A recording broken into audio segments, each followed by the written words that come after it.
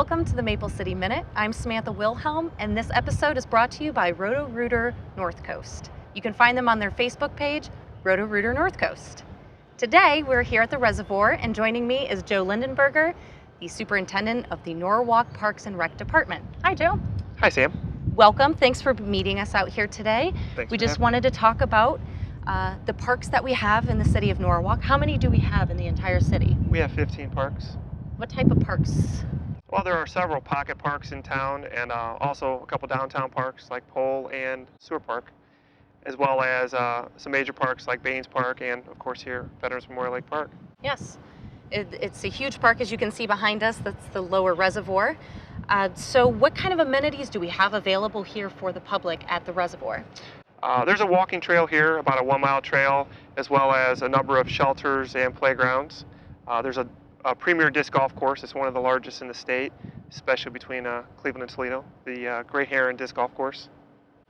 I'm not much of a golfer, so I haven't tried it. but I've seen a lot of people out, and I've heard that people really like this course a lot. So that's kind of a gem we have. Yeah, it's very popular, and the NADGA, the Norwalk Area Disc Golf Association, does a great job of running several tournaments and a Monday night league, and of course there's golfers out here throughout the day, every day of the week.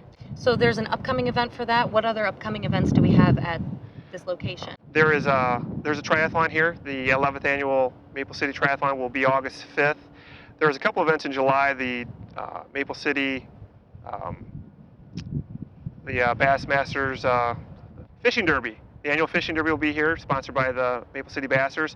There's also a disc golf Fire in the Sky event that same night on July 8th. So there's two events the same day. Going back to the Fishing Derby, do people still have time to sign up for that? No one signs up for the Fishing Derby. They show up. Okay. If they're over 12, under 12, they have to have a parent here to be with them. But it's free fishing. You don't have to have a license that day, so kids can fish with their parents throughout the park. There's a lot of prizes, and they have biggest fish prizes, and they'll give a lot of giveaways. So it's a great free community event. That's great. Usually we have 100+ kids. So how much fishing do we actually have at the reservoir going on? There's fishing every day. There's fishing, there's kayaking. The waters are used quite frequently. Any time of day you can come out here and find people, especially back by the fishing pier. Of course. Now we have concerts, a string of concerts. Now Wednesday nights at 6, I believe, are free concerts through the whole summer? Yeah, all summer long, and they're held out at Shelter 4, the big shelter in the back of the reservoir. And I know that on Sunday, August 27th, at 6 p.m., there is a free concert by the Fireland Symphony Orchestra. Yes. And Carl Topolo, I'm a big fan. They put together a great series, and also I've been hearing that Emily Keener will be a feature to that concert. So that is free to the public, so just keep an eye open. That's August 27th. Sorry, that should be your plug. Okay. No, and here great, I am, great just plug. We're looking forward to that event. there. It's going to be a lot of fun. So rolling into this, now we've talked about 2 different concert series that are happening.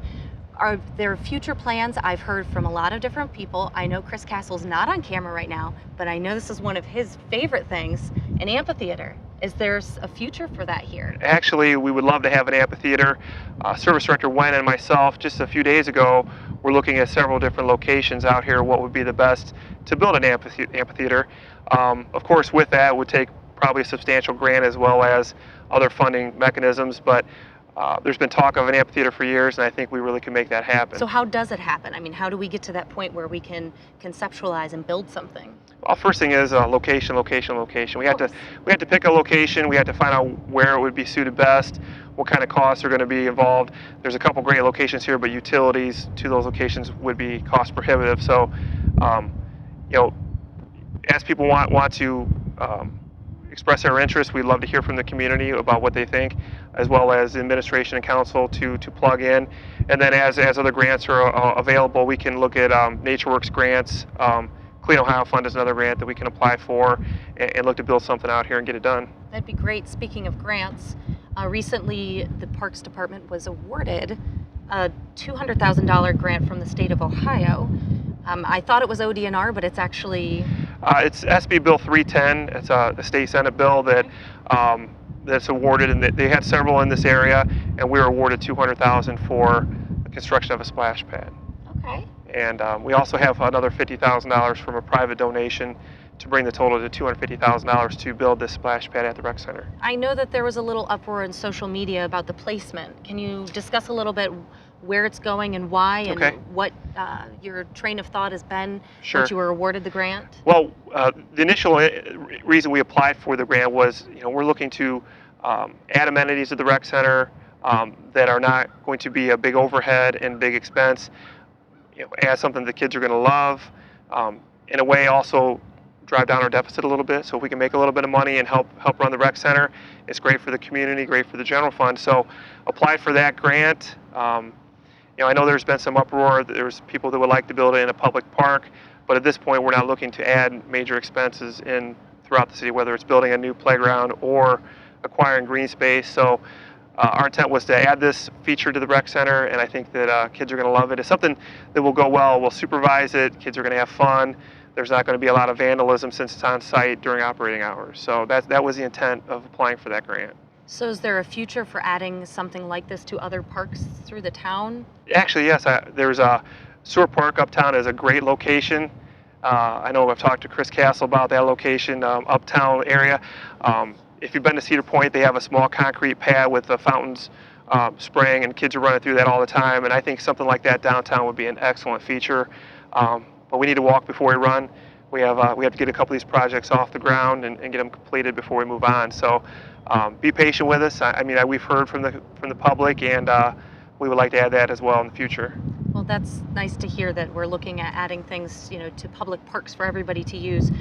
Going back to the splash pad, when is that actually construction going to happen? When will it be available to the public? There was some preliminary work done this spring with utilities and some concrete work, but now with the outdoor pool open, we're going to hold off until the fall. It'll be right behind the zero depth of the outdoor pool. So September, October construction.